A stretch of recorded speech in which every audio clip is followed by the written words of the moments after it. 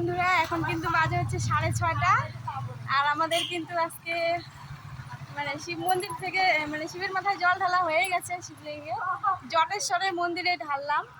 আর কি বলতো, এখন বাজে হচ্ছে 6:30। অনেক সকালে আসছিলাম, 5:30টার দিকে আসি। দেখো ভিড় মোটামুটি ছিল। কি অঙ্কিত আর আমরা কিন্তু আমাদের বাড়িতে থেকে আসি নাই। বাড়িতে থেকে আসলে এত তাড়াতাড়ি আসতে পারতাম না, একটু লেট হইতো। অঙ্কিতের বাড়িতে ছিলাম, সেই জন্যই সকাল সকাল আসতে পেরেছি।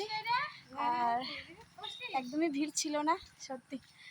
কয়েকদিন থেকেই মানে টেনশন হচ্ছিল যে না কবে জল ঢালতে পারবো, তারপরে মাথা থেকে একটা চাপ সরবে। তো ফাইনালি আজকে জল ঢাললাম, একটু শান্তি পেলাম।